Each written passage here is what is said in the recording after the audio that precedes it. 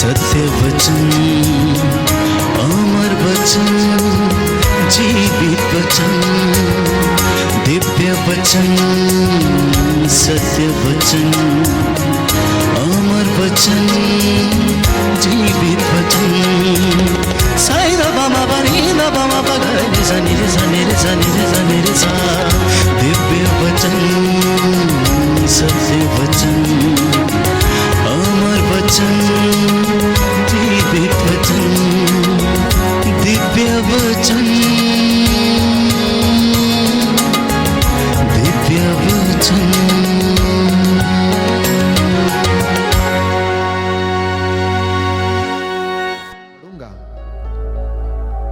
यूहन्ना का सुसमाचार अध्याय 4 पद संख्या 23 और उससे आगे। परंतु वह समय आ रहा है, आ ही गया है, जब सच्चे आराधक आत्मा और सच्चाई से पिता की आराधना करेंगे, और पिता ऐसे ही आराधकों को चाहता है। इसलिए प्रभु यीशु ने कहा कि जो मुझे नित्य प्रतिदिन प्रभु प्रभु कहकर पुकारते रहते हैं, उनमें सब के सब ईश्वर के राज्य में प्रवेश नहीं करेंगे।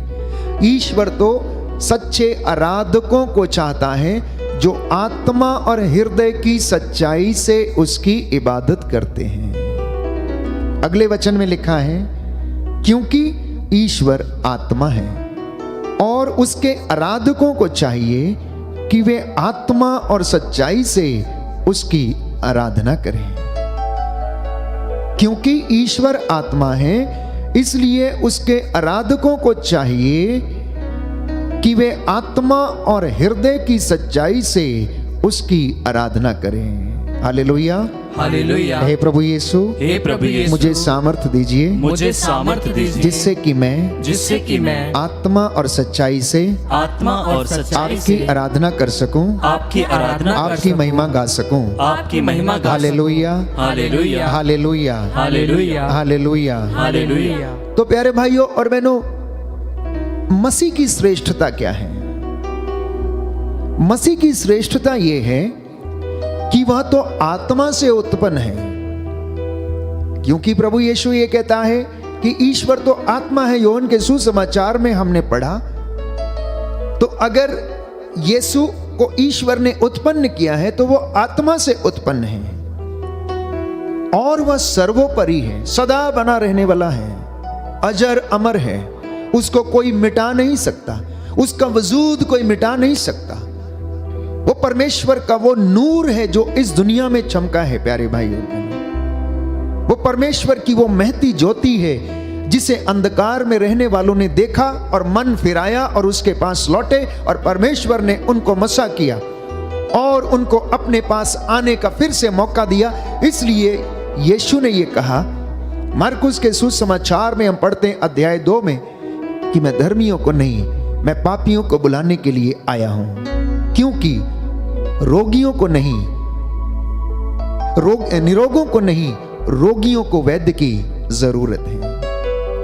तो जो व्यक्ति आत्मा की और हृदय की सच्चाई से उसके पास लौट कर आते हैं, वो उन्हें मौका देता है प्रायश्चित करने का, और जब वे प्रायश्चित करते हैं तो वो प्रचुर मात्रा में अपनी आशीष उन पर बरसाता है और पवित्र आत्मा के वरदानों से उन्हें भर देता है। बोलिए आमीन, आमीन, हालेलुया, हालेलुया। हे प्रभु यीशु, हे प्रभु यीशु, इस वचन के द्वारा मेरे जीवन में उत्साह आ जाए, उत्साह आ जाए। Hallelujah, hallelujah.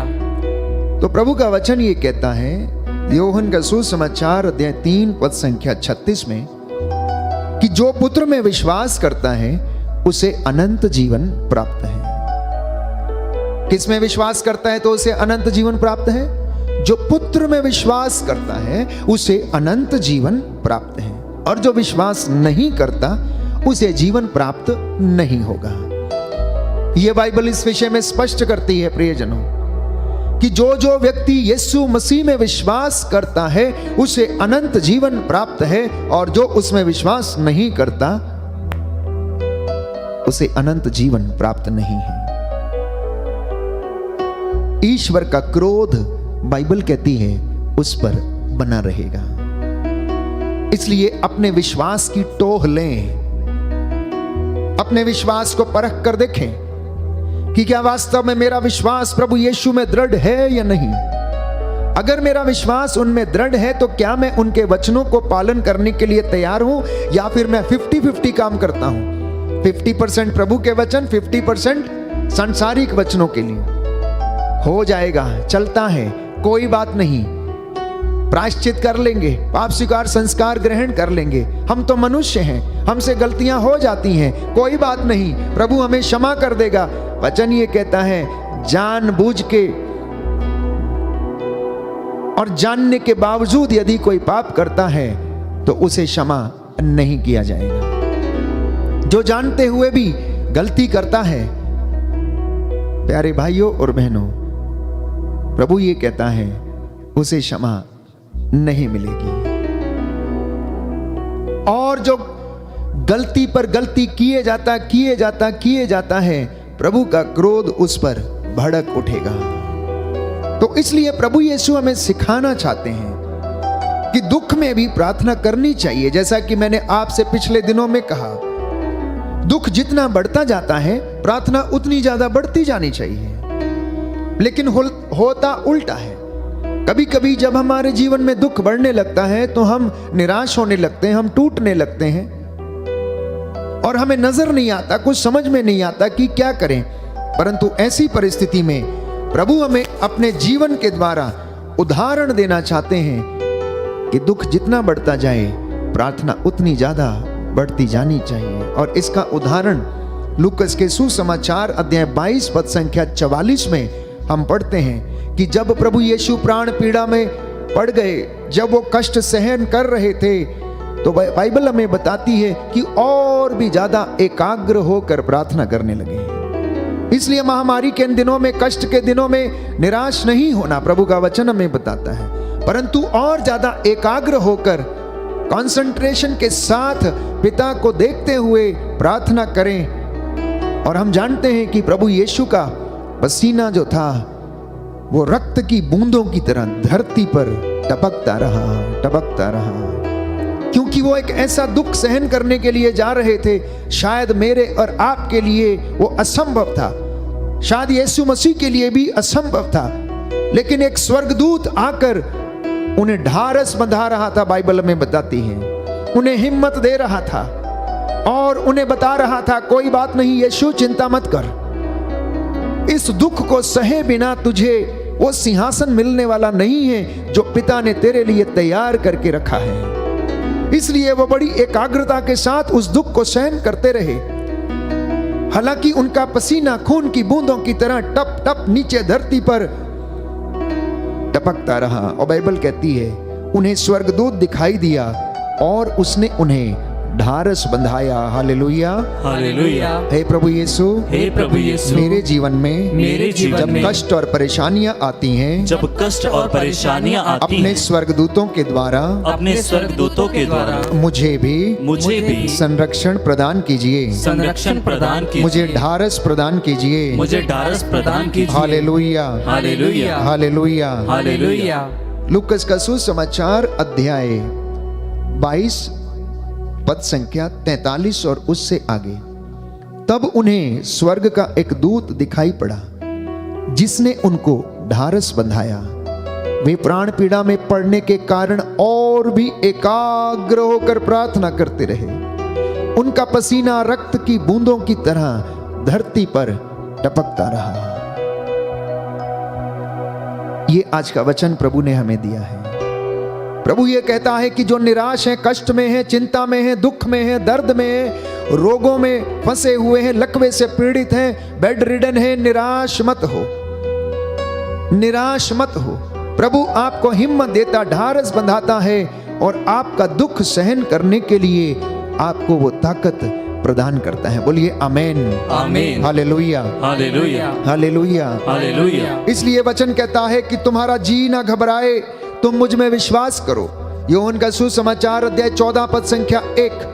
तुम्हारा जी ना घबराए, ईश्वर में विश्वास करो और मुझ में भी विश्वास करो। प्रियजनों, पवित्र बाइबल हमें ईश्वर के सांत्वना भरे शब्दों के विषय में बताती है। ये वचन उन लोगों के लिए है, मेरे लिए और आपके लिए है, जब मैं और आप कष्ट को महसूस करते हैं। यशायाह नबी का ग्रंथ अध्याय 16 पद संख्या 13 में हम पढ़ते हैं कि प्रभु का वचन कहता है, जिस तरह एक माँ अपने पुत्र को सांत्वना देती है, वैसे ही मैं भी तुम्हें सांत्वना दूंगा। प्रभु के ये सांत्वना भरे शब्द हमें हिम्मत और सामर्थ्य प्रदान करते हैं। जब परिस्थितियां प्रतिकूल होती हैं तो हमें डर लगने लगता है, भय लगता है कि हम बचेंगे या नहीं। आज भी बहुत सारे लोगों को शायद ये भय होगा कि क्या मैं मरूंगा तो नहीं, मुझे ये कष्ट है, हो सकता है मेरे जीवन में कैंसर की समस्या है, अनेक प्रकार के रोग हैं, मैं जीना चाहता हूं, मैं मरना नहीं चाहता हूं। हो सकता है जीवन में भय हो, कोई बुजुर्ग है तो हो सकता है उसे भी भय हो कि अब मेरा जीवन पूरा हो चुका है और मुझे चले जाना होगा।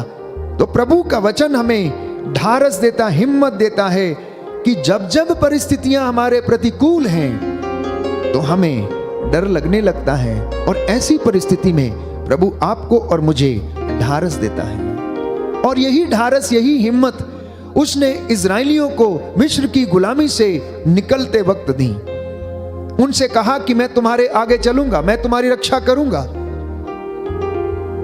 मैं अग्नि के स्तंभ के रूप में और प्रकाश के स्तंभ के रूप में, बादल के स्तंभ के रूप में रात और दिन में तुम्हारी अगुवाई करूंगा। बोलिए आमेन, आमेन, हालेलुया, हालेलुया। हे प्रभु यीशु, हे प्रभु यीशु, आज के ये वचन मेरे जीवन में 100 गुना फल लाए, 100 गुना फल लाए। आज का ये वचन मेरे उद्धार के लिए है, मेरे उद्धार के लिए आपकी महिमा, आपकी महिमा आज के वचन के द्वारा, आज के वचन के मेरे परिवार में, मेरे परिवार पूरी हो जाए, पूरी हो जाए। आमेन, आमेन, हालेलुया, हालेलुया।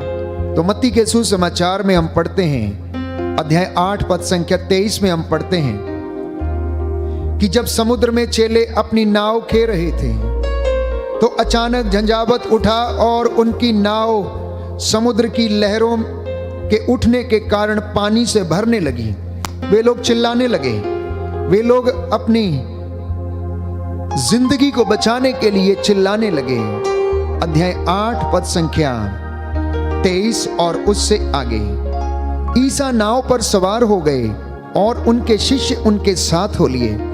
उस समय समुद्र में एकाएक इतनी भारी आंधी उठी कि नाव लहरों से ढकी जा रही थी, परंतु ईसा तो सो रहे थे। शिष्यों ने पास आकर उन्हें जगाया और कहा, प्रभु हमें बचाइए, हम डूब रहे हैं। ईसा ने उनसे कहा, अल्प विश्वासियों, डरते क्यों हो? तब उन्होंने उठकर वायु और समुद्र को डांटा और पूर्ण शांति छा गई। इस पर वे लोग अचंभे में पड़कर बोल उठे, आखिर ये कौन है जो समुद्र भी इनकी आज्ञा मानते हैं? अक्सर हमारे जीवन में ऐसा ही होता है। जब कष्ट हमारे जीवन में आता है, परिस्थितियां हमारे प्रतिकूल होती हैं और हम प्रभु से ये कहते हैं कि प्रभु हम डूबे जा रहे हैं, आइए और हमें बचाइए, तो प्रियजनों प्रभु आते हैं और बचाते हैं। परंतु वो ये कहते हैं, रे अल्प विश्वासियों, तुम्हें संदेह क्यों हुआ? तुम अपने विश्वास में इतने कमजोर क्यों हो? तुम इतने मंदमती क्यों हो? क्या मैं तुम्हारे साथ नहीं हूं? क्या मैंने तुम्हारे सामने रोटियों के चमत्कार नहीं किए? क्या मैंने 5000 लोगों को 5 रोटियों और 2 मछलियों से नहीं खिलाया? तो फिर तुम इतने विश्वास में कमजोर क्यों हो? प्यारे भाइयों और बहनों, जब हम प्रभु को पुकारते हैं तो वो हमारी पुकार सुनता है। इसलिए बाइबल में बताती है, स्त्रोत संख्या 65 पद संख्या 2 में, कि लोग तेरे पास आते हैं क्योंकि तू उनकी प्रार्थनाओं को सुनता है। और प्रभु हमेशा यही कहता है, वचन हमें बताता है कि तुम्हारी प्रार्थना पूरी होने से पहले ही मैं उसे उत्तर दूंगा और उसे पूरा कर दूंगा। क्योंकि बाइबल हमें बताती है कि परमेश्वर ने कहा, मैं अपना दूत तुम्हारे आगे आगे भेजता हूं, वो मार्ग में तुम्हारी रक्षा करेगा और तुम्हें बचा लेगा, तुम्हें कोई हानि नहीं होने देगा। निर्गमन ग्रंथ अध्याय 23 पद संख्या 20 में सुंदर वचन है जो हमें भरोसा देता है कि परमेश्वर हमारे आगे आगे चलता है। इतना ही नहीं, प्रियजनों, जब आप कष्ट में, परेशानी में, चिंता में परमेश्वर को याद करते हैं तो बाइबल के ये वचन हमें सांत्वना देते हैं। विधि विवरण ग्रंथ अध्याय 32 पद संख्या 11, जिस तरह गरुड़ अपने नीड़ की रखवाली करता है, उसी तरह मैं भी अपनी प्रजा की रखवाली करूंगा। गरुड़ जिसके पंख बड़े बड़े होते हैं, वो अपने घोंसले में जब उसके बच्चे होते हैं तो वो उनकी रक्षा करता है। वैसे ही प्रभु का वचन कहता है कि मैं भी तुम्हें अपने पंख फैलाकर तुम्हें ढक लूंगा, एक मां की तरह तसल्ली दूंगा।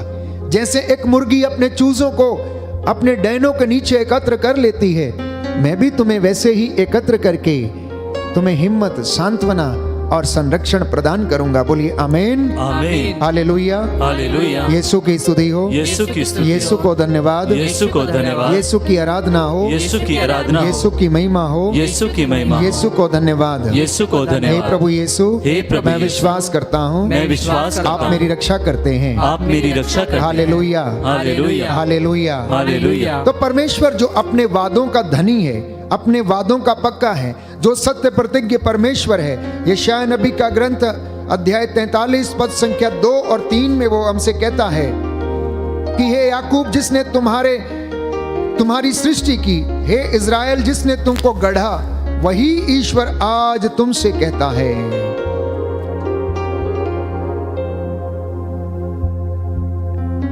वही प्रभु अब ये कहता है, मत डर, मैंने तुम्हारा उद्धार किया है, मैंने तुमको अपनी प्रजा के रूप में अपनाया है। यदि तुम समुद्र पार करोगे तो मैं तुम्हारे साथ होऊंगा, जलधाराएं तुम्हें बहाकर नहीं ले जाएंगी। यदि तुम आग पार करोगे तो तुम नहीं जलोगे, ज्वालाएं तुमको भस्म नहीं करेंगी। अब देखिए, नई व्यवस्था में जब हम आते हैं और प्रभु यीशु अपने चेलों के साथ नाव में हैं, तो ये वादे पूरे होते हैं कि जलधाराएं तुम्हें बहाकर नहीं ले जाएंगी। समुद्र में जब बड़ी बड़ी लहरें उठ रही थीं, उस समय प्रभु ने कहा मैं तुम्हारे साथ रहूंगा। और ये भविष्यवाणी प्यारे भाइयों और बहनों यशायाह नबी के ग्रंथ में की गई थी कि जलधाराएं तुम्हें बहाकर नहीं ले जाएंगी। जब तुम समुद्र पार करोगे तो तुम्हें कोई हानि नहीं होगी। यदि तुम आग भी पार करोगे तो तुम्हें कोई हानि नहीं होगी। शद्रक, मेशक और अब्दनगो को आग की भट्टी में डाल दिया गया और परमेश्वर ने इस वचन को पूरा किया कि यदि तुम मुझ में विश्वास करोगे तो मेरी महिमा को देखोगे, देखो तुम्हारी कोई भी हानि नहीं होगी। और दाऊद के इन 3 मित्रों को प्रभु ने आग की भट्टी में से भी बचा लिया। जो भट्टी 7 गुना ज्यादा तप रही थी, परमेश्वर का दूत उसमें आकर ठहर गया और उस भट्टी को उसने ठंडा कर दिया और ये वचन पूरा किया, जलधाराएं, ज्वालाएं तुमको भस्म नहीं करेंगी, क्योंकि मैं प्रभु तुम्हारा ईश्वर हूं, मैं इज़राइल का परम पावन उद्धारक हूं। मैंने तुमको छुड़ाने के लिए मिस्र को दे दिया, तुम्हारे बदले में इथोपिया और सबा को दे दिया। तुम मेरी दृष्टि में मूल्यवान हो और महत्व रखते हो, मैं तुमसे प्रेम करता हूं। बोलिए आमीन, आमीन, हालेलुया, हालेलुया। हे प्रभु यीशु, हे प्रभु यीशु, मैं विश्वास करता हूं मैं विश्वास करता हूँ आप मुझे प्यार करते हैं, आप मुझे प्यार आप करते मेरे हैं। उद्धारक ईश्वर हैं। आप मेरे उद्धारक ईश्वर हैं। Hallelujah, hallelujah, hallelujah, hallelujah, hallelujah. Hallelujah. तो परमेश्वर का वचन ये कहता है कि मैं वो प्रभु हूँ, यही मेरा नाम है, मैं ही प्रभु हूँ। मैं ना तो दूसरे को अपनी महिमा दूंगा और ना ही मूर्तियों को अपना स्तुतिगान। इसलिए अपने जीवन से, अपने आध्यात्मिक और सांसारिक जीवन से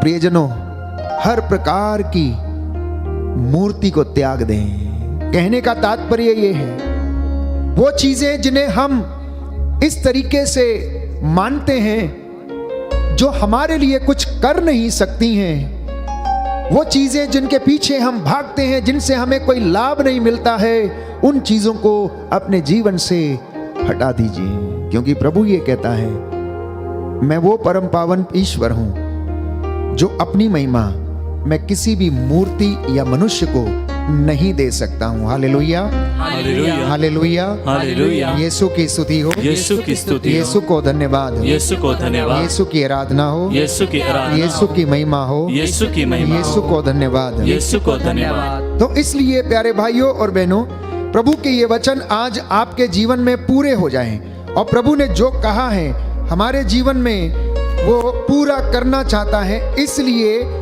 इन वचनों पर भरोसा करें और इन अंत के दिनों में अपने आप को प्रियजनों तैयार करें और सावधान रहें, क्योंकि प्रभु ये कहता है वो समय आ गया है, आ ही रहा है, आ ही गया है, जब सच्चे आराधक आत्मा और हृदय की सच्चाई से आराधना करेंगे। तो ऐसी परिस्थिति में प्रभु ये कहता है कि सावधान रहो, कहीं ऐसा ना हो कि भोग विलास, नशे और संसार की चिंताओं से तुम्हारा मन कुंठित हो जाए, क्योंकि वह दिन फंदे की तरह अचानक तुम पर आन पड़ेगा, क्योंकि वह दिन समस्त पृथ्वी के निवासियों पर आ पड़ेगा। यह प्रभु यीशु के वचन है। लूकस का सुसमाचार अध्याय 21 पद संख्या 34। लूकस का सुसमाचार अध्याय 21 पद संख्या 34। मैंने कहा, कल भी मैंने आपको बताया था प्यारे भाइयों और बहनों कि ये अंत के दिन है, ये दिन बुरे हैं। हर तरफ नफरत का बोलबाला, अत्याचार का बोलबाला, मसीहों की सताव का बोलबाला है, शोषण का बोलबाला है, झूठे आराधकों का बोलबाला है। इसलिए प्यारे भाइयों और बहनों, प्रभु यीशु हमें चौकस कर देना चाहते हैं, वो चेतावनी देना चाहते हैं, सावधान रहो, कहीं नशे की भोग विलास भरी जिंदगी में और चिंताओं से तुम्हारा मन कुंठित ना हो जाए।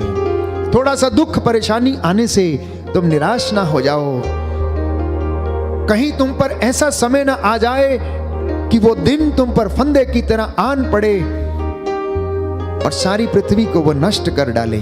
इसलिए मेरी बात मानो, प्रभु कहता है मेरे पास लौट कर चले आओ, मेरे वचन पर भरोसा करो, क्योंकि मेरी कही हुई बात की एक मात्रा और बिंदु भी पूरा हुए बिना नहीं टलेगा, और मैं हर एक व्यक्ति को उसके कर्मों का फल दूंगा।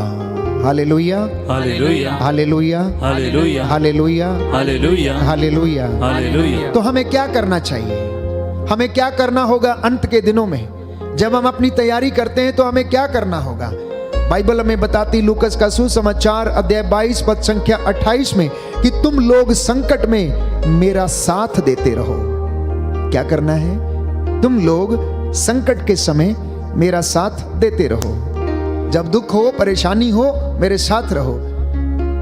मेरे पिता ने मुझे जो राज्य प्रदान किया है, इसलिए मैं तुम्हें यह वरदान देता हूं कि तुम मेरे राज्य में मेरी मेज पर खाओगे और सिंहासनों पर बैठकर इज़राइल के 12 वंशों का न्याय करोगे। बोलिए आमीन, आमीन, हालेलुया, हालेलुया, हालेलुया, हालेलुया। पिछले दिनों में एक बहन ने मुझे फोन किया और वो अपना स्वप्न बता रही थी। उसने स्वप्न में देखा कि परमेश्वर उसको स्वर्ग राज्य घुमाने के लिए ले गया, और वो कहने लगी, जब मैं स्वर्ग राज्य में पहुंची तो मैं खाने कमरे में पहुंची। खाने कमरे की जो मेज थी इतनी बड़ी थी, और वो मेज सोने की मेज थी। उस मेज का कोई अंत नहीं था, इतनी बड़ी थी, इतनी बड़ी थी, और हर एक के लिए एक एक प्लेट और सब चीजें वहां पर विद्यमान थी। और वो बताकर बहुत खुश हो रही थी कि आज मुझे फादर जी ऐसा स्वप्न आया, इस स्वप्न का अर्थ क्या है? प्यारे भाइयों और बहनों, ये वचन प्रभु हमें देता है। लूकस का सुसमाचार अध्याय 22 पद संख्या 28। आपके हर सवाल का जवाब बाइबल हमें देती है। आपके हर सवाल का जवाब बाइबल में लिखित है। तुम लोग संकट में मेरा साथ देते रहो, मेरे पिता ने मुझे राज्य प्रदान किया है, इसलिए मैं तुम्हें यह वरदान देता हूं कि तुम मेरे राज्य में मेरी मेज पर खाओगे और पियोगे और सिंहासनों पर बैठकर इज़राइल के 12 वंशों का न्याय करोगे। यह वरदान उन लोगों को मिलेगा जो अपने आप को और अपने वस्त्रों को मेमने के रक्त में धोते हैं, जैसा कि बाइबल हमें बताती, प्रकाशित वाक्य में लिखा है कि स्वर्ग राज्य में एक विशाल सेना थी, और ये वे लोग थे जिन्होंने अपने वस्त्रों को मेमने के रक्त में धो दिया था, अर्थात जिन्होंने मसीह के नाम पर शहादत को स्वीकार कर लिया था, जिन्होंने मसीह की खातिर अपना रक्त बहा दिया था, जिन्होंने मसीह के खातिर अत्याचार सहा, सताव सहा, जिन्होंने मसीह के खातिर अपने गले कटवा दिए, ये वे लोग थे, शहीदों की वो सेना थी जो परमेश्वर की हुजूरी में थी और प्यारे भाइयों और बहनों, आपके और मेरे लिए मध्यस्थता कर रही थी। प्रभु कहता है तुम मेरी उस मेज पर बैठोगे और मेरे साथ भोजन करोगे। इसलिए प्रकाशित वाक्य अध्याय 3 में हम पढ़ते हैं, प्रभु ये कहता है कि मैं तुम्हारे द्वार पर खड़ा होकर खटखटाता हूं, यदि कोई द्वार खोलेगा तो मैं उसके घर में प्रवेश करूंगा और उसके साथ भोजन करूंगा और वह मेरे साथ भोजन करेगा। प्रभु ये कहता है कि अंत के दिनों में, लूकस का सुसमाचार अध्याय 21 पद संख्या 9, जब तुम युद्ध और क्रांतियों की चर्चा सुनोगे तो मत घबराना। जब तुम सताव के विषय में सुनोगे तो मत घबराना। जब लोग तुम पर अत्याचार करेंगे तो मत घबराना, क्योंकि ऐसा हो जाना अनिवार्य है। ऐसा हो जाना अनिवार्य है। लूकस का सुसमाचार अध्याय 21 पद संख्या 9 और उससे आगे मैं आपके लिए वचन पढ़ूंगा। विपत्तियों का प्रारंभ, उन्होंने उत्तर दिया, सावधान रहो, तुम्हें कोई बहकाए नहीं, क्योंकि बहुत से लोग मेरा नाम लेकर आएंगे और कहेंगे मैं वही हूं, और वह समय आ गया है, उनके अनुयायी मत बनो। जब तुम युद्ध और क्रांतियों की चर्चा सुनोगे तो मत घबराना, पहले ऐसा हो जाना अनिवार्य है, परंतु यही अंत नहीं है। तब ईसा ने उनसे कहा, राष्ट्र के विरुद्ध राष्ट्र उठ खड़ा होगा और राज्य के विरुद्ध राज्य, भारी भूकंप होंगे, जहां तहां महामारी तथा अकाल पड़ेगा, आतंकित करने वाले दृश्य दिखाई देंगे और आकाश में महान चिन्ह प्रकट होंगे। यह सब घटित होने के पूर्व लोग मेरे नाम के कारण तुम पर हाथ डालेंगे, और ऐसा ही हो रहा है, ऐसा ही हो रहा है। जहां तहां प्यारे भाइयों और बहनों, मसीह के लोगों पर हाथ डाला जा रहा है, लेकिन मसीह के लोग, मसीह का वचन वो खमीर है, मसीह का वचन वो राई का दाना है, जो जहां पर गिर गया प्यारे भाइयों और बहनों, वहां पर एक ऐसे पौधे को जन्म दे देता है जिस पर आकर आकाश के पक्षी बसेरा करने लगते हैं। ये मसीह के वचन की खासियत है, ये मसीह के लोगों की खासियत है, क्योंकि मसीह का वचन जीवित वचन है, चंगा करने वाला वचन है, ढारस और हिम्मत देने वाला वचन है, जीवन देने वाला वचन है, मुक्ति देने वाला वचन है। दुनिया में केवल एक व्यक्ति आपको मुक्ति दे सकता है, और वो है यीशु मसीह। पवित्र शास्त्र इस बात की गवाही देते हैं। पवित्र शास्त्र बात करते हैं प्यारे भाइयों और बहनों कि केवल यीशु हमें मुक्ति दे सकता है, केवल यीशु हमें मुक्ति दे सकता है। इसलिए हम प्रभु के इस वचन पर भरोसा करके इन वचनों को अपने जीवन में धारण करें, क्योंकि बाइबल ये कहती है कि ये अंत के समय में, ये वो समय है जब आपको साक्ष्य देना है, जब आपको गवाही देनी है। वचन हमें बताता है, अध्याय 21 लूकस का सुसमाचार पद संख्या 9 से 18 में हम पढ़ते हैं, यह तुम्हारे लिए साक्ष्य देने का अवसर होगा। अपने मन में निश्चय कर लो कि हम पहले से अपनी सफाई की तैयारी नहीं करेंगे, क्योंकि मैं तुम्हें ऐसी वाणी और बुद्धि प्रदान करूंगा जिसका सामना अथवा खंडन तुम्हारा कोई भी विरोधी नहीं कर सकेगा। बोलिए आमीन, आमीन, हालेलुया, हालेलुया। हे प्रभु यीशु, हे प्रभु यीशु, ये वचन मेरे जीवन में पूरा हो जाए, पूरा हो जाए। आमीन, आमीन, हालेलुया, हालेलुया। देखिए परमेश्वर का वादा हमारे साथ कि तुम अपनी तैयारी पहले से नहीं करोगे, क्योंकि तुम्हें वचन दिए जाएंगे, प्रभु की वाणी तुम्हारे होठों पर होगी, वो तुम्हें बुद्धि प्रदान करेगा, और ऐसी बुद्धि प्रदान करेगा जिसका सामना अथवा खंडन तुम्हारा कोई भी विरोधी नहीं कर पाएगा, और वो तुम्हें विजय दिलाएगा। बोलिए आमीन, आमीन, हालेलुया, हालेलुया। लूकस का सुसमाचार अध्याय 12, अंत के दिनों में आपको और मुझे क्या करने की आवश्यकता है, अपने आप को कैसे तैयार करने की आवश्यकता है। बाइबल हमें बताती है, अध्याय 12 पद संख्या 54 में वचन हमें कहता है कि ईसा ने लोगों से कहा, यदि तुम पश्चिम से बादल उमड़ते देखते हो तो तुरंत कहते हो कि वर्षा आ रही है, और ऐसा ही होता है। जब दक्षिण की हवा चलती है तो कहते हो कि लू चलेगी, और ऐसा ही होता है। ढोंगियों, यदि तुम आकाश और पृथ्वी की सूरत पहचान सकते हो तो इस समय के लक्षण क्यों नहीं पहचानते? प्रियजनों, प्रभु का वचन ये कहता है कि इस समय को देखकर समय के लक्षणों को पहचान लो, प्रायश्चित कर लो, मन फिरा लो, परमेश्वर के पास लौट कर चले आओ, उसके वचन को अपने जीवन में प्रथम स्थान दे दो, उसके वचन को अपनी संतानों को सिखाओ, क्योंकि आने वाले समय में आपकी संतान का क्या हश्र होगा यदि उनके जीवन में ईश्वर का वचन नहीं है, ये आप और मैं अंदाजा नहीं लगा सकते हैं। जैसे जैसे दुनिया में तरक्की हुई है, जैसे जैसे प्यारे भाइयों और बहनों विज्ञान ने तरक्की की है, हमारी नौजवान पीढ़ी, आने वाली पीढ़ी जो है परमेश्वर से दूर होती नजर आई है। वो विज्ञान की ऐसी तकनीकों पर भरोसा करने लग गई हैं जो हमें प्यारे भाइयों और बहनों क्षणिक सुख देती हैं, परंतु सदा बने रहने वाला सुख प्रदान नहीं कर सकती हैं। आज वो जमाना आ गया है यूज एंड थ्रो। प्यारे भाइयों और बहनों, इंसानी हकीकत में भी यही है, जमीनी हकीकत में भी यही है कि इंसान को अपने स्वार्थ के लिए इस्तेमाल करता और उसके बाद फेंक देता है। आज वो समय आ गया है जब इंसान को हर चीज इंस्टेंट चाहिए, हर चीज में इंस्टेंट।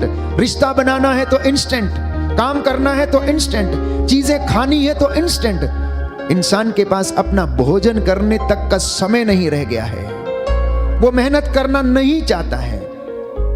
प्यारे भाइयों और बहनों, हम किस ओर जा रहे हैं? हम समय के लक्षण क्यों नहीं पहचानते? ये प्रभु का वचन हमें कहता है कि अगर तुम्हें अंत के दिनों में अपनी तैयारी करनी है तो समय के लक्षण को पहचान लो, क्योंकि प्रभु ये कहता है मत्ती का सुसमाचार अध्याय 28 पद संख्या 18, मुझे स्वर्ग और पृथ्वी पर पूरा पूरा अधिकार मिला है। मुझे स्वर्ग और पृथ्वी पर पूरा पूरा अधिकार मिला है। 28 मत्ती का सुसमाचार अध्याय 28 पद संख्या 18। तब ईसा ने उनके पास आकर कहा, मुझे स्वर्ग में और पृथ्वी पर पूरा अधिकार है, इसलिए तुम लोग जाकर सब राष्ट्रों को शिष्य बनाओ और उन्हें पिता और पुत्र पवित्र आत्मा के नाम पर बपतिस्मा दो। मैंने तुम्हें जो जो आदेश दिए हैं तुम लोग उनका पालन करना, उन्हें सिखलाओ और याद रखो, मैं संसार के अंत तक सदा तुम्हारे साथ हूं। बोलिए आमीन। आमीन। तो आज जो विश्वास करेगा मुक्ति पाएगा, आज जो विश्वास करेगा उद्धार पाएगा, आज वो परमेश्वर आपके आंसुओं को पोंछ डालेगा। आज जो अपनी तैयारी कर रहे हैं वो आपको हिम्मत देगा, ढारस देगा, जैसे उसने स्वर्गदूत के द्वारा यीशु मसीह को प्राण पीड़ा सहते समय ढारस बंधाया, वैसे ही वो आपके दुख और कष्टों में आपको भी ढारस देगा। जब आप उसे पुकारेंगे और कहेंगे प्रभु हम डूब रहे हैं हमें बचाइए, तो आपको बचाएगा, आपकी पुकार को वो सुनेगा। इसलिए प्यारे भाइयों और बहनों, इतना ही नहीं, बाइबल हमें बताती है मत्ती का सुसमाचार अध्याय 24 पद संख्या 25 में, आकाश और पृथ्वी टल जाए तो टल जाए, परंतु मेरा वचन नहीं टल सकता है, मेरा वचन नहीं टल सकता है। वचन पढ़ेंगे आपके लिए अध्याय 24 पद संख्या 25 में प्रभु ये कहता है,